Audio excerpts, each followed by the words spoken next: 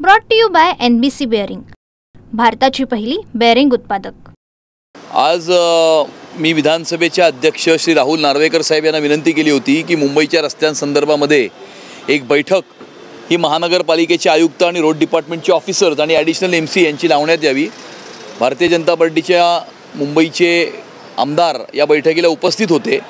यावेळेला काही निर्णय करण्यात आलेले आहेत। आत्तापर्यंत 50% रस्त्याचं काम हे महानगरपालिकेचं पूर्ण झालेलं आहे। 1 ऑक्टोबरपासून जेव्हा फेअर सीझन चालू होईल त्यावेळेला अंशतः पूर्ण झालेले रस्ते पहिले पूर्ण करायचे। तोपर्यंत नवीन कुठल्याही रस्त्याला हात लावायचा नाही, नवीन रस्ते खोदायचे नाही अनलेस अँड अंटिल तिकडच्या स्थानिक लोकप्रतिनिधी किंवा स्थानिक जनतेची विशेष मागणी असेल की हा रस्ता लवकरात लवकर तयार करण्यात यावा। त्यामुळे पुढच्या 3 महिन्यामध्ये पार्शियली कंप्लीट झालेले रस्ते जे आहेत ते पहिले पूर्ण करायचे आणि मग जानेवारीपासून नवीन रस्त्यांना हात घालायचा। हा सगळ्यात महत्त्वाचा निर्णय आज करण्यात आलेला आहे। दुसरा मुद्दा की मी मागणी केल्यानुसार 9 मीटरच्या आतले जे रस्ते आहेत त्याला मॅस्टिक एस्फॉल्टमध्ये करण्याचा निर्णय हा मुंबईच्या महानगरपालिकेने घेतलेला आहे। तिसरा मुद्दा की पॉटहोल्ससाठी यावर्षी मॅस्टिक एस्फॉल्टचा वापर करण्यात आला होता आणि त्याचा चांगला रिझल्ट हा मिळालेला आहे। 14,000 तक्रारी कॉर्पोरेशनला प्राप्त झाल्या होत्या, त्यापैकी 13,000पेक्षा जास्त तक्रारी या कॉर्पोरेशनच्या वतीनं क्लोज करण्यात आलेल्या आहेत।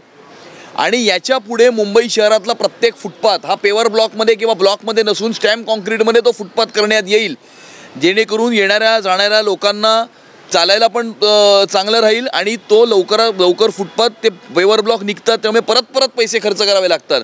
त्यामुळे असे काही 4-5 मुख्य निर्णय हे आजच्या बैठकीमध्ये घेण्यात आलेले आहेत। ज्या पद्धतीनं मोठ्या प्रमाणात रस्ते जे आहेत ते खोदून ठेवण्यात आले होते, रस्त्यांची कामं झाली नव्हती, अशा तक्रारी वारंवार नागरिकांच्या पाहायला मिळत होत्या।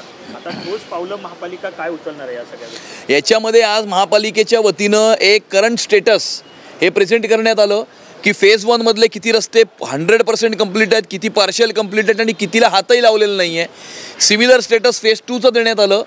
याचा निष्कर्ष हा आहे की 50% साधारणतः लांबीप्रमाणे किलोमीटरमध्ये रस्ते कंप्लीट झालेले आहेत। त्यामुळे ठोस निर्णय याच्यामध्ये हा घेण्यात आलेला आहे की पार्शियली कंप्लीटेड रस्ते पुढच्या 3 महिन्यामध्ये पूर्ण करायचे आणि ते जोपर्यंत पूर्ण होत नाही तोपर्यंत नवीन कुठल्याही रस्ता खोदू नये। हे रस्ते कंप्लीट झाल्याच्या नंतरच नवीन रस्त्यांना हात लावण्यात येईल। एक वेगळा प्रश्न आहे, जेव्हा मुंबईचा मेळावा भाजपचा झाला वरळीमध्ये तेव्हा मुख्यमंत्र्यांनी असं म्हटलं होतं की महायुतीचाच महापौर जो आहे तो मुंबईत बसेल। त्यानंतर हालचाली ज्या आहेत मुंबई भाजपच्या वाढलेल्या पाहायला मिळत आहेत। तुम्ही सुद्धा वारंवार बैठका घेताय, काल नगरसेवकांची बैठक झाली, जिल्हाध्यक्षांसोबत सुद्धा बैठका झाल्या। आज हा एक प्रश्न मुंबई महापालिकेत उपस्थित केला आहे, कशा पद्धतीने पुढील काळात रोडमॅप तुम्ही ठरवलेला आहे मुंबई जिंकण्यासाठी? काय नाही, येणाऱ्या काळामध्ये मुंबई आम्हाला जिंकायची नाही आहे, मुंबई ही मुंबईकरांना जिंकायची आहे आणि त्यामुळे मुंबईकरांच्या हिताचे निर्णय व्हावेत, मुंबईचा विकास व्हावा, मुंबईची सुरक्षितता अबाधित राहावी याकरता संपूर्ण मुंबईकरांना, तमाम मुंबईकरांना एकत्रित घेऊन त्याचं नेतृत्व भारतीय जनता पार्टी आणि महायुतीचे कार्यकर्ते करत आहेत।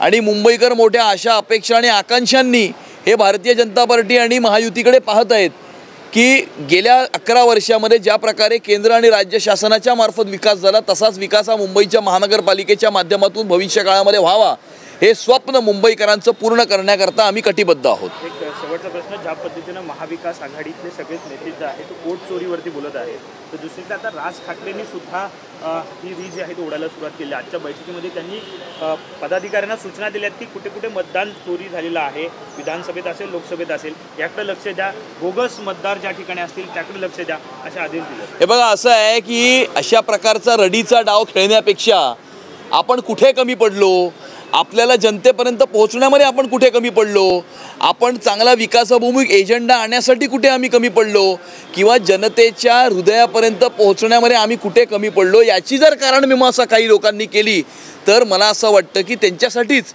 हे चांगलं राहील। रडीचा डाव खेळून काय होणार आहे? आणि त्यामुळे जर अशा प्रकारचा रडीचा डाव खेळत राहिले तर पुन्हा एकदा येणाऱ्या स्थानिक स्वराज्य संस्थांच्या निवडणुकीमध्ये महाराष्ट्राची जनता यांना उत्तर देईल। युवा मोर्चाच्या तर्फे भाजपतर्फे आता एक युवा रन आयोजित करण्यात येणार आहे, नमो युवा रन। नेमकी कशा प्रकारे रन असेल, कोण याच्यामध्ये सामील होईल? नाही, येणाऱ्या 21 तारखेला सकाळी 6 वाजता कोस्टल रोडच्या प्रॉमेनादवरती एक युवा मॅरेथॉन आयोजित करण्यात आलेली आहे। भारतीय जनता युवा मोर्चा मुंबईच्या वतीनं यावेळेला महाराष्ट्राचे मुख्यमंत्री आदरणीय देवेंद्र फडणवीस साहेब त्याला झेंडा दाखवणार आहेत आणि सुमारे 5,000 पेक्षा जास्त मुंबईकर या युवा मॅरेथॉनमध्ये भाग घेणार आहेत. Brought to you by NBC bearing, भारताची पहिली बेअरिंग उत्पादक.